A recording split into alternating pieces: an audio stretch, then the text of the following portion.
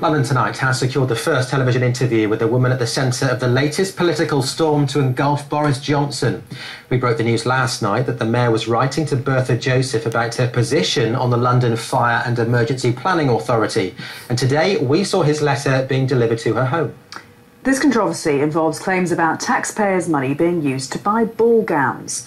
Ms Joseph strenuously denies any wrongdoing, and her supporters say the complaints against her are politically motivated.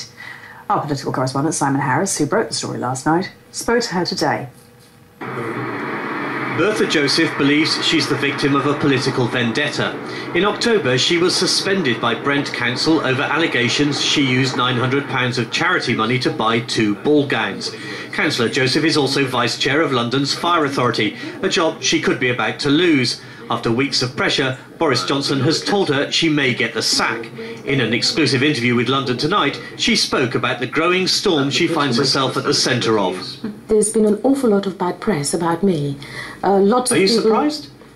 Well, yes, indeed, because the truth of the matter is that the Standards Board found no dishonesty. In other words, I am not a dishonest person. There is this issue of £900 of charity money and you buying ball gowns. Right. If you look at the Standards Board decision, it says no dishonesty was found, but they did find that the ball gowns were sponsored. So why were you suspended? I was suspended because of the breach of the Code of Conduct because I failed to declare on time. That is a breach. The Mayor's opponents say he should have sacked Councillor Joseph from the Fire Authority the moment she lost her appeal last month. They claim his failure to act decisively once again calls into question his judgment. It follows a series of embarrassing departures from City Hall, including Deputy Mayors Ray Lewis, who quit over claims about his behaviour as a priest, Ian Clement, sacked and prosecuted over expenses, and Tim Parker, who lost an internal power struggle.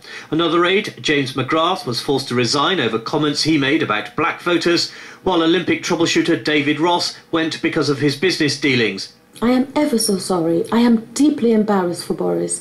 He doesn't deserve that. I love Boris dearly.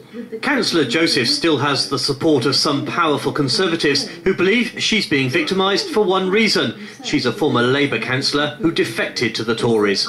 These alleged events happened while she was the Labour Mayor of Brent. And funnily enough, we didn't hear a squeak from the Labour Party while she was a member of their group. As soon as she crossed the floor to Conservatives, suddenly we have all sorts of spurious allegations. This is straightforward, taking someone else's money, taking children's charity money and misusing it, spending it on themselves.